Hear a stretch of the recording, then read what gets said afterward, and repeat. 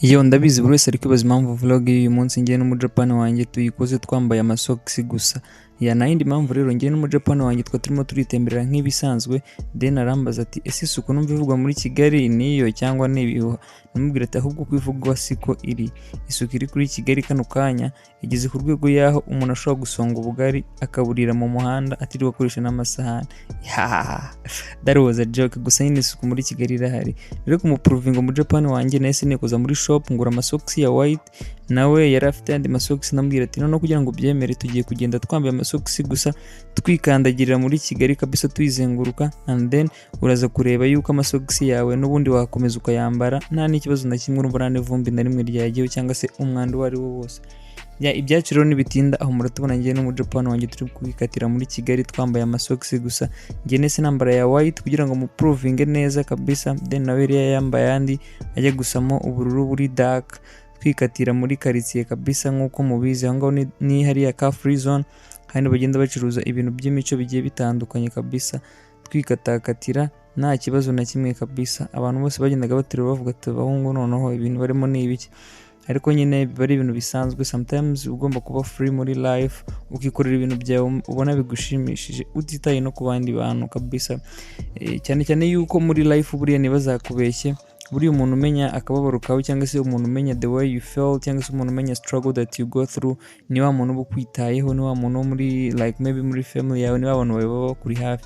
Rero abandi bose baba basigaye ku isi like they don't care about you, they don't care about what you go through, urumva nta kintu kimwe cyawe baba bitayeho. So ntuzarenge gukora ibintu byawe ushaka ngo nukubera ngo abantu n'iki. Hari umuntu ushaka kutubona turi kwigendera just like that twambaye amasogisi akavuga ati abangaba baba basaze, but nushaka dutekereze nka kuriya like we don't care, like as long as ibyo turi gukora bidushimisha, ari ibintu byacu turi kwikorera tutabangamiye umuntu n'umwe. So like sometimes muri life uba ugomba gukora ibintu byawe as you kabisa. Ubu njye level ndiho na like yo kutita ku bantu, ngeze kuri level yaho umaye amafaranga ukambwira ati kuramo ugende wambaye boxer mu mujyi uzenguruke mu amafaranga, I can do it, kubera yuko like abantu bose bambona like I don't care yakoze muri bose nta numwe like ufite like a big meaning muri life yanjye ku buryo naba shameful ambonye. So like in life ugomba gukora ibintu just like nkawe.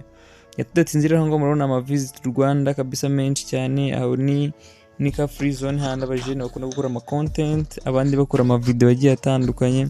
Rero twarahageze njye n'umuhungu wanjye tuguma twikatakatira nyine tugendamo gake gake mwereka ibyiza by'u Rwanda, namuratira isuku y'u Rwanda. Dore n'abari hariya tuba turi kubanyuraho gake gake mwereka ati hindukira urebe dore umwari mwiza hariya.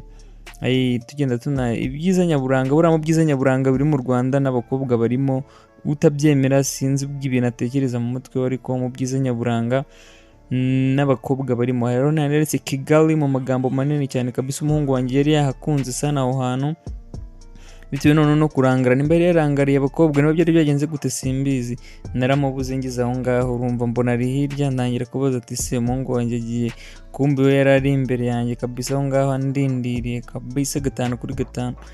Rero ntitwahatinze, rero twase twizengurukiramo gake gake. Rero nabahuze abantu benshi, abantu bari kureba abahungu noneho bakuyemo inkweto bambaye amasogisi bari mu bihe. Gusa twe twari twibere muri experience yo ku experiencinga like isuku iri muri Kigali, tunikorera vlog zacu nk'ibisanzwe, tunihavingira fun, tunishimisha. So like some people ntago baba byumva ukuntu umuntu yakuramo inkweto akagenda yambaye amasogisi mu muhanda. No, that's very normal thing man. Like tugira imyumvire ya gisirimu mu mutwe kugeza aho umuntu udashaka kubona ari kwikorera ikintu cyiwe personal ngo bikofendinge cyangwa se ngo ubitekerezeho nabi. Abanyarwanda tugira ingeso imwe yo kuba like kubona ikintu umuntu arimo arakora like tugushakamo negative ngo yasaze ngo byagenze gute. No, like umuntu atarya iwawe cyangwa se umuntu utazi ubuzima umuntu abayemo, like you don't have to talk a lot about that person. Twikomereza njye n'umuhungu wanjye rero twese tugenda gake gake mwereka hari ukuntu barimo barakubura muri Kigali, mbya ati yasuku nakubwiraga, babonye ko bari none barimo barakubura gake gake. Umuhungu arambwira ati ibi bintu kabisa iwacu ntibihaba kabisa. Mbanza kumwemeza n'amakuru amubwira ati Kigali we got you in Kigali, nanamwereka uburyo ki nyine tugiye turenze ku bihugu byabo. Ariko nyine tuzagera izo level. The good thing is that Kigali is advancing kabisa muri technology like in everything. So we have to be proud of our country, you know. twarikomeje rero twigendera gake gake twitambukira kabisa, twe turaba no stress, nta kibazo na kimwe, nta mutekano muke tuba twateje mu muhanda, nyine tuba twigendera just like a free life nyine nk'abahungu. Umuhungu wanjye rero nari kumugira umunyakigali byarangiye aho ngaho, ubwo n'ikinyarwanda yari kugenda kivuga cyinshi cyane, tunahura no ku bantu babwira ati mwaramutse kabisa. Umuhungu wanjye yarangije no kumenya ikinyarwanda kandi yari yishimiye Kigali, yari yayikunze sana kabisa. Nabagira inama y'uko ibintu bya Visit Rwanda ushoboye wese yashyiraho umusanzu we, si ukuvuga ngo ni government gusa, nawe ubwawe ufite abantu bawe uzi babo mu mahanga, you can like influence them to come to visit Kigali, you know. Ni ibintu bisanzwe, Kigali is a good place, ni ahantu heza, so like reka dushyiraho contribution. Rero turimo turigendera rero twiriwe n'umumotari yaba yiryamiye aho ngaho kabisa, gake gake atangira kutubaza ati bimeze bite se, izo nkweto mwazanze muzinyihere? Nambwira ati wapi, turi muri experience yo kuba twareba isuku iri muri KGL kabisa. Gusa iyo aza kuba ari seriye njye akambwira ko azikeneye nari kuzimuha, kubera ko ngenda umuntu like I don't know sinzi ukuntu meze, njye nigirira umutima mwiza nyine like sinzi. Iyo aza kuba ari serious akambwira ati ngeze ngo ndazikeneye nari kuzimuha kabisa. Rero bidatinze njye n'umuhungu wanjye twarikomereje turagenda kabisa. Murabona ko Kigali twari turimo turayizenguruka 5 kuri 5 kabisa. Umuhungu wanjye nari namugize umunyakigali, nubwo bakomoka mu bihugu byo hanze, ariko nari namugize umunyakigali kabisa. Yatangiye kwiyumva at home, yishimye. Yaturoza kwerekana izindi video rero nyinshi twagiye dukora ari guhaha ibintu, nyine numva yahashye ibintu by'imico by'ingoma n'ibiki kugira ngo bitware mu gihugu wabo, nyine agiye kwerekana yuko yageze muri Kigali, yerekana n'umuco wacu nyine muri rusange, kuko yarawukunze n'ibintu byose byo muri KGL yarabikunze. So izo video nazo I'm just going to upload them very soon.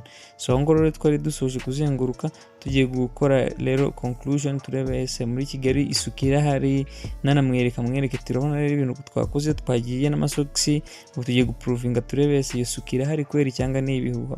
So tugikuramo rero nararebye ndavuga ati ibi ni ibikira. Okay, actually hari hagiyeho utuntu tw'utuvumbi dukeya, nyine urumva abandi baba bari kuhakandagiza inkweto ariko twe twakandagije amasogisi. So urumva rero like ivumbi ntiryabura, ariko basically muri Kigali isukira hari man, cause ayo masogisi ndaje nyakwereka aho ngaho nawe urebe ukuntu asa, sibyo?